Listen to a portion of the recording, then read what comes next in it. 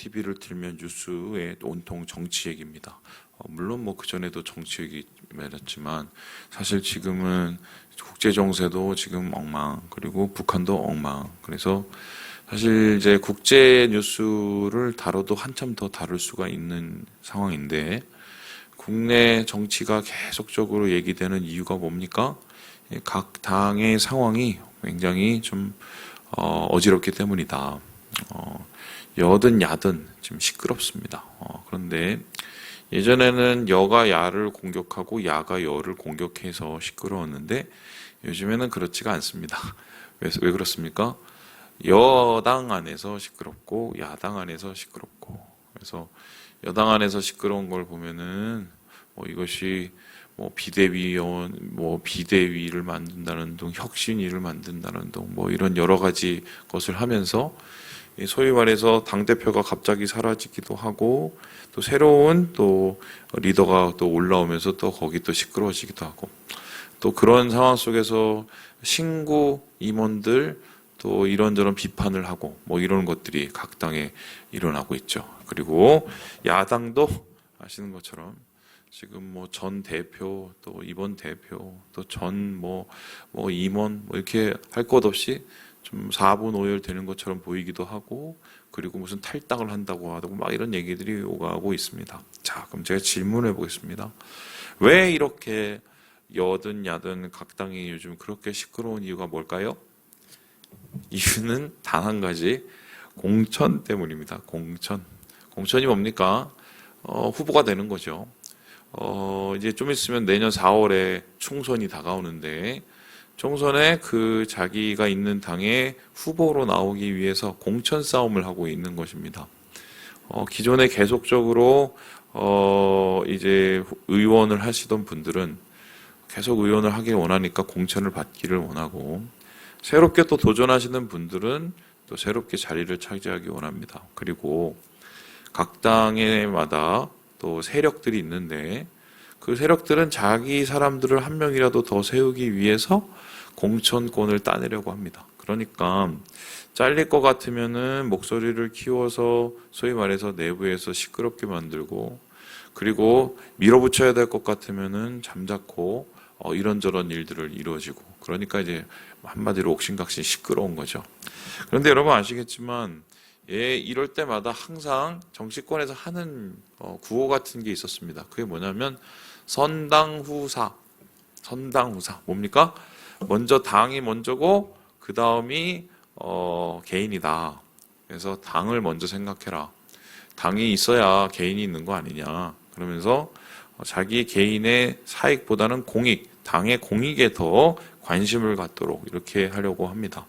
근데 옛날에는 이런 얘기가 통하는데 요즘에는 전혀 통하지가 않는 것 같습니다. 그 이유가 뭡니까?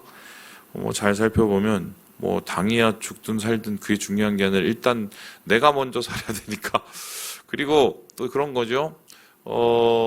내가 옛날에 희생을 해봤는데 그래봤자 나 혼자 희생하더라. 이런 여러 가지의 이제 전적들과 역사들 때문에 이제 중구난방으로 이렇게 시끄럽게 되는 건 아닌가. 왜 저 목사가 아침에 갑자기 정치를 얘기하는가? 저는 그 상황이 교회도 되게 비슷하다고 생각합니다. 제가 한번 질문해 보겠습니다. 예전에 이 질문이 너무 당연했습니다. 교회가 먼저입니까? 아니면은 각 성도가 먼저입니까? 어떻게 생각하세요? 지금 갈등이 있으시죠? 옛날에는 이런 얘기하면 무조건 교회가 먼저라고 생각했습니다. 그렇게 얘기를 하고 그렇게 배웠어요. 그래서 내가 좀 손해를 보고 내가 좀 힘들어도 주님의 교회가 온전히 설 수 있으면 나의 희생을 통해서 교회가 건강해지고, 나의 희생을 통해서 주님 나라가 확장되고, 나의 희생을 통해서 주님이 역사하시면 오케이. 그래서 예전에 우리 성도님들은 기억하시겠지만 하고 싶은 말 교회를 위해서 참고, 자기가 뭔가 좀 말하고 반드시 넘어가야 될 거를 그냥 마음에 묻고, 이런 일들이 많았습니다. 목사도 그런 분도 많았고 성도님 혹은 좋은 리더분들 중에서 그런 분들이 많았습니다. 그런데 요즘에는 교회가 먼저다, 교회가 우선이다. 선교 후사 이렇게 얘기를 하면은 좀 고개를 갸우뚱하는 성도들이 많을 겁니다. 그 이유가 뭘까? 두 가지를 예를 들 수 있는데 첫 번째는 뭐냐면 이미 좀 속았기 때문이다.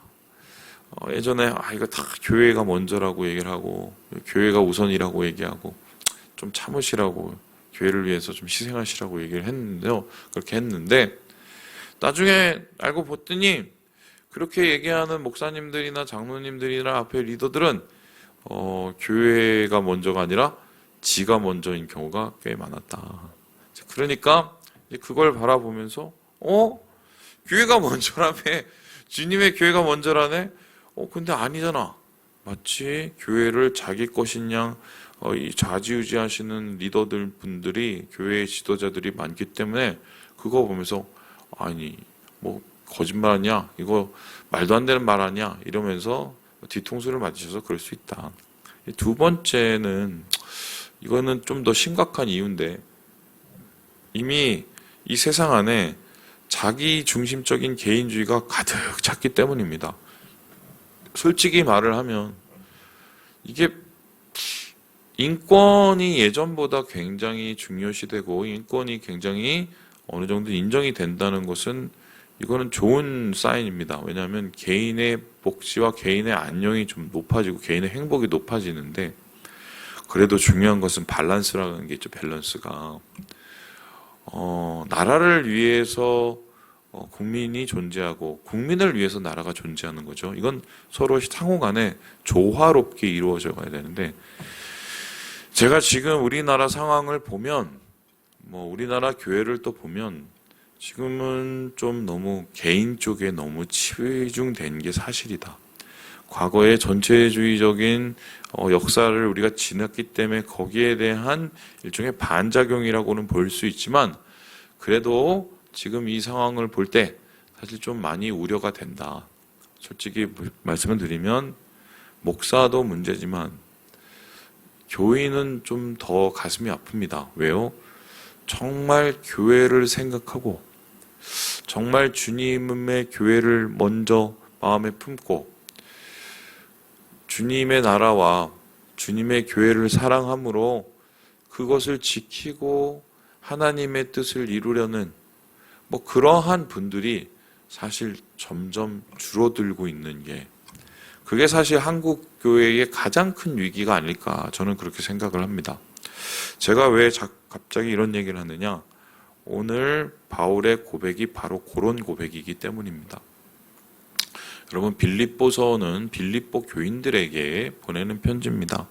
그런데 빌립보 교인들에게 보내는 바울의 처지가 어떤 처지냐? 우리 함께 12절의 말씀을 같이 한번 13절의 말씀을 같이 한번 읽어보도록 하겠습니다. 시작.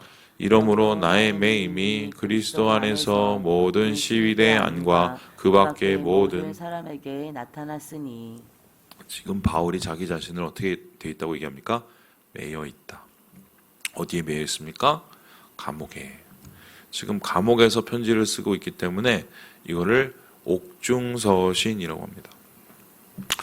감옥에 갇혀 있으면은 그냥 잘 감옥살이를 하면 되는데 왜 이렇게 굳이 편지를 썼을까? 빌립보 교회의 상황 때문인데요.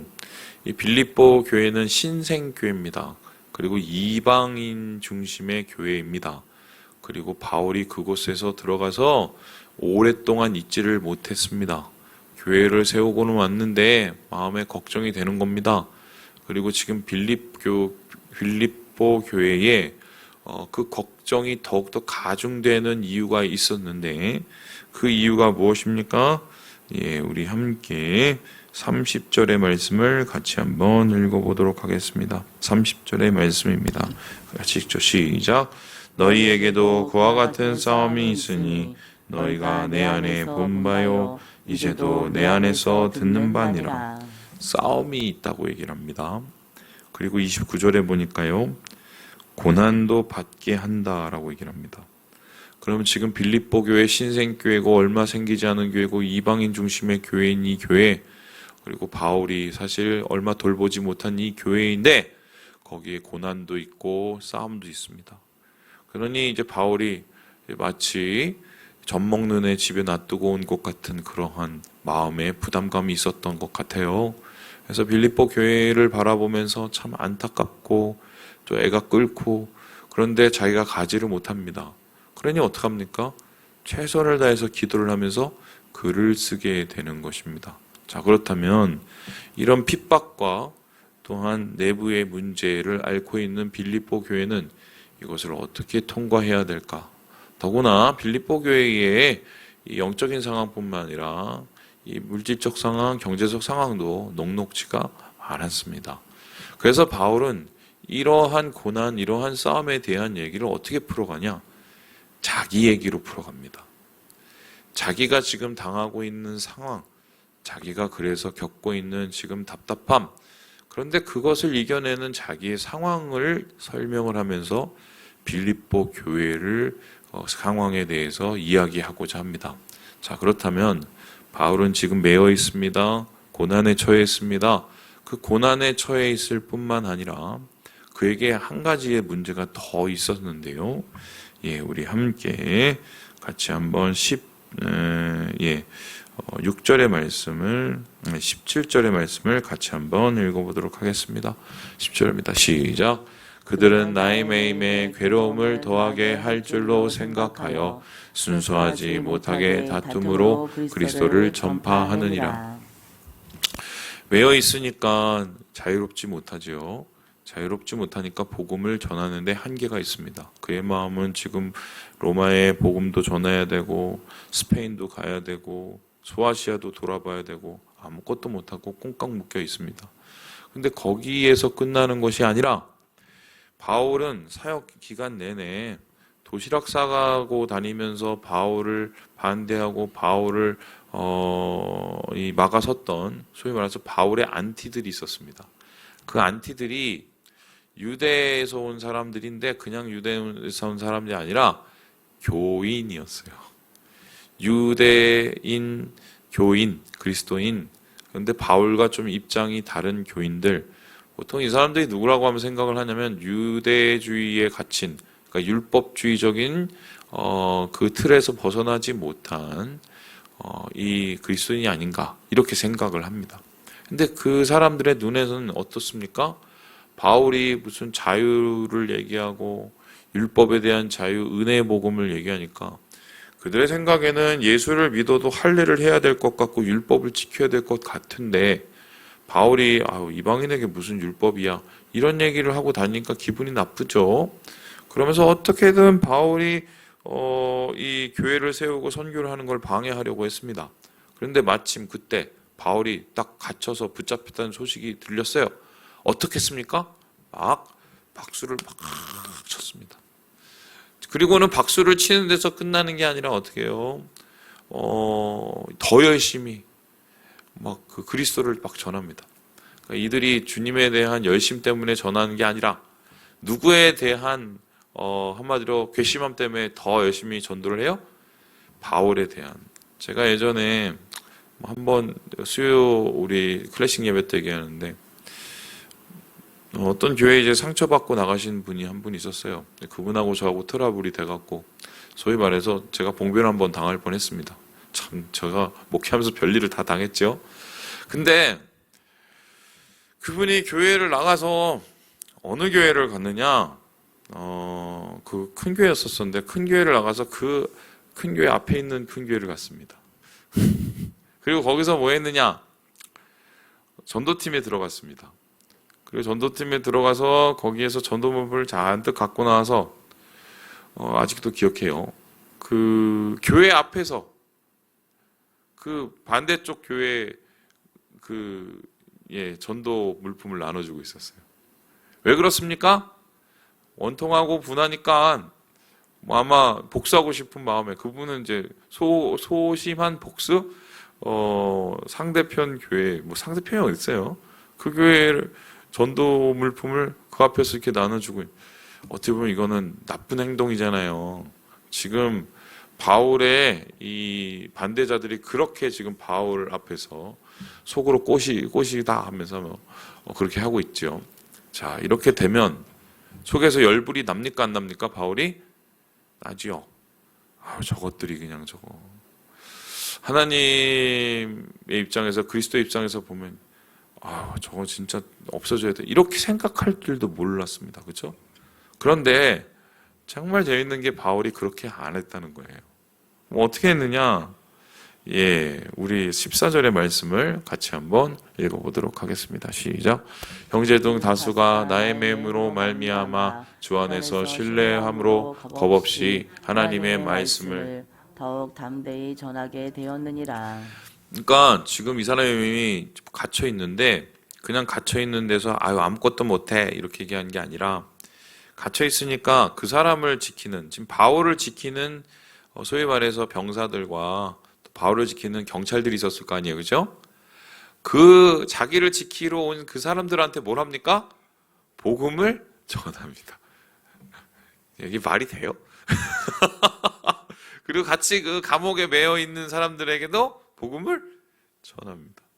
그러니까 이런 모습을 보고 신기해하고 야, 두려워하지 않아, 담대하다 이러면서 또 감동을 받고 그 바울과 함께했던 동역자들이 또 나가서 또 해요? 복음을 전합니다.